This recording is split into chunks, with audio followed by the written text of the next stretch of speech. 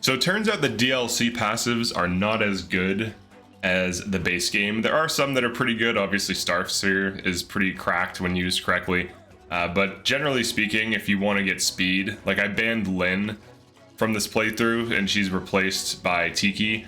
But if you want speed, you're gonna have to run like speed dex, speed res. There's like weird ones, but those are like the cheaper options for speed plus, and they're significantly more expensive than just running speed plus like 4 to 5 from Lyn. You do get dex as well. So let's go over the builds. Let's go over some of the pros and cons.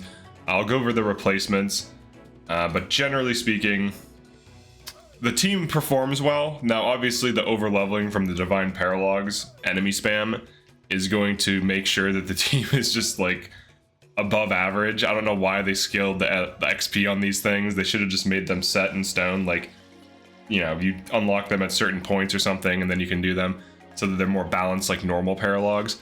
But let's go over Tamara first. All right, so Tamara, she's on Starsphere. She has had a build level from it. Now, obviously, she's getting more strength than she normally would. She's getting slightly more speed, dex, defense, and so on than she normally would. I have her on strength, dex plus 4, and she is on Chrom for the speed plus, the dex plus, and the strength plus. So basically, Chrom complements her kit by giving her more sandstorms, increased accuracy, faster speed, and eventually she will drop Starsphere for speed slash dex plus like 2 to 3 if I can afford it. She's going to be my main tank. I usually use her as a main tank. She has Rally Spectrum, but that's not really that useful. I don't think it hits her either, it just hits other allies. As for things like Surprise Attack, this could be situationally useful, but not really. Brute Force, she can roll crits. I could have her going for crits, but not the best thing. Charm, I'm not really spamming chain attacks here, so this isn't really relevant. Other half, the extra backup attack when attacking is nice. That's some extra damage. It's guaranteed to hit. The magic plus 10 doesn't help her out at all. It's kind of irrelevant to her kit. And Gig 11 sword is also irrelevant to her kit. So basically, Chrom is not being utilized. Chrom is a weird thing because he gives you so much magic plus, but then he also fixes strength. Now, obviously, the strength, speed, and dex is perfect for her kit, but the rest of his kit is just so random and weird. I feel like he can't make up his mind if he wants to kill things, if he wants to be support, if he wants to be physical, if he wants to be magical. Like, he just can't make up his mind. With Tiki, we have that on Chloe, who is running Lance Power 1 and Canter so that she can do hit and run tactics. And when she engages, obviously she can attack and stomp with Tiki. The passives on Tiki are more relevant. Geosphere is actually really good. She can hang out with Tamara or any other unit like, you know, Ivy or Anna even, give them defense and res plus 5 as long as the turn starts next to them. So Life Sphere is insane. It heals status effects. It heals you for 40, so it's like better than Elixir whenever you just wait. And then of course Light Sphere reduces incoming crits. The extra res stone, like the extra health bar, is completely cracked. Putting this on someone is really good. Now keep in mind, this isn't as good as Bonded Shield. This is basically like this. I had Tiki replace like Lyn or Lucina. Here are the actual replacements. Lucina replaced by Tiki, so no Lucina passives, no Lucina engraving, no Lucina paralog. Same thing with Lyn. Lyn replaced by Edelgard, Ike replaced by Hector, Byleth replaced by Chrom, Corrin replaced by Camilla. So I chose some of the best base game emblems in the game to try to balance it out, because obviously Lyn is super cracked from speed fixing and giving everyone speed passives. Ike is very insane because of Resolve. Unlocking Resolve on off tanks and tanks is really good. Getting your unit to half damage when you have Ike on them is pretty insane. Byleth has the AoE dance. Corrin has the best crowd control of the game. And obviously Lucina has the best enemy phasing in the game. So with Tiki, you get kind of like a tanky unit for free from having Tiki. And then they can also throw Res Stone on another unit. So you get kind of like 2 tanks. But it's definitely not as strong as Bonded Shield, because Bonded Shield, the enemies will always attack you. One issue that Tiki runs into, like if you engage, I'm listening. Your stats can get too high. Now in this case, this Chloe's stats, because she's on a class that doesn't have high defense or res necessarily, she'll still get attacked. But if your stats get too high, enemies will ignore you and they'll prioritize other targets over you. So that can be an issue.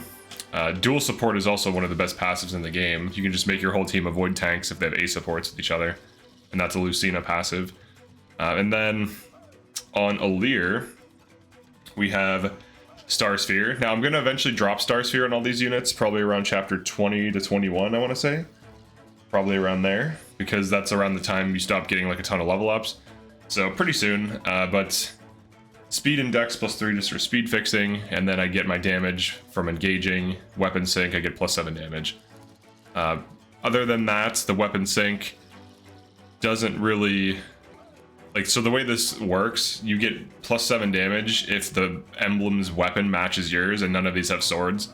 So it's a decent passive to unlock for damage fixing in this run, so this could be a relevant thing. So if you're on like Sigurd, I think it's like lances, so then I had like Sigurd Tamara with weapon sync plus, she would be +7 damage. It is expensive though, I think it's like a few thousand SP, so it's quite expensive, but basically I would just rather have speed +3. However, Star Sphere does give you extra speed, so I've probably already gotten an extra point of speed by now.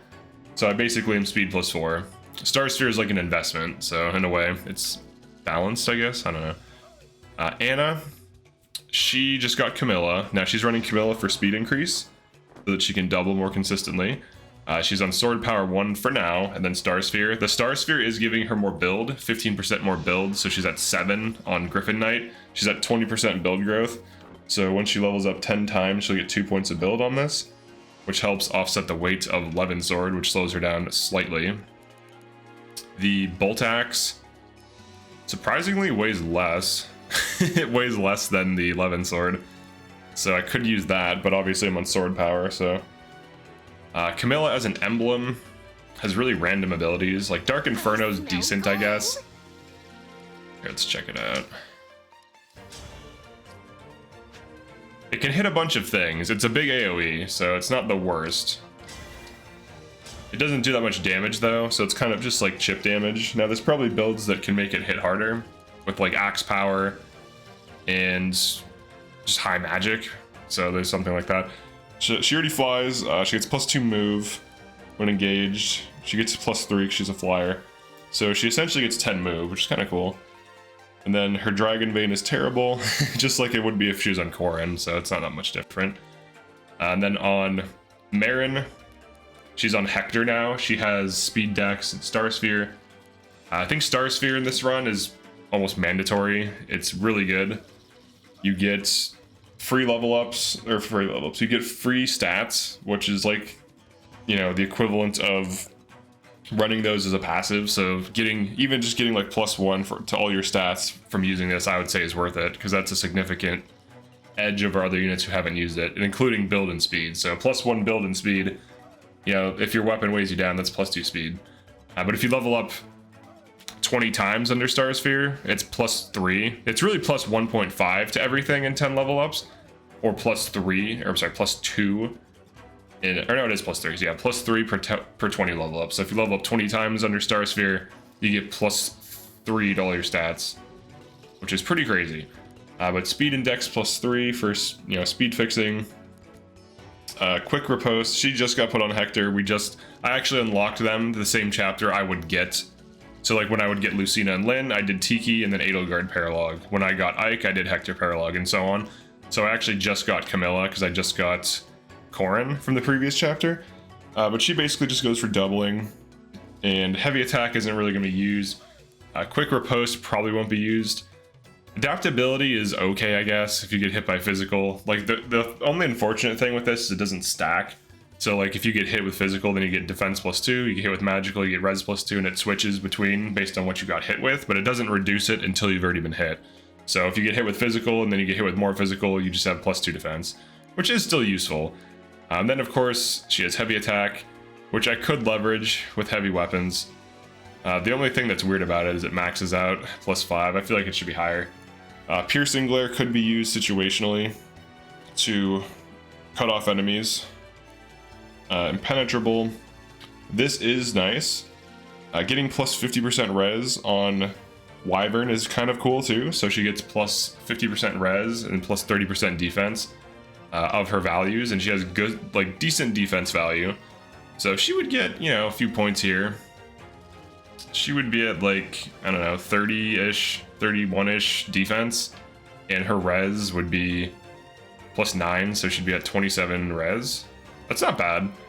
when engaged. And then, of course, with Storm's Eye, sword and axes only. She's on lances, so that's a issue in a way. Unit only follows up last one turn. I feel like this definitely could be good on certain units that are slow, but if you're already fast, the only thing you really care about is not getting broken.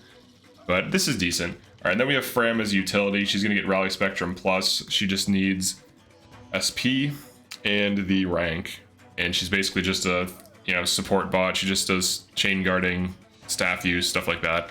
But these are the builds so far. We're gonna see how they change. Obviously, the Star Spheres are going to be replaced, so anyone who's mainlining Star Sphere as one of their 2 skills, it will be replaced. But that's it for this one. Definitely like and subscribe if you enjoyed this. Feel free to drop a comment. Let me know what you think, and I'll see you in the next one.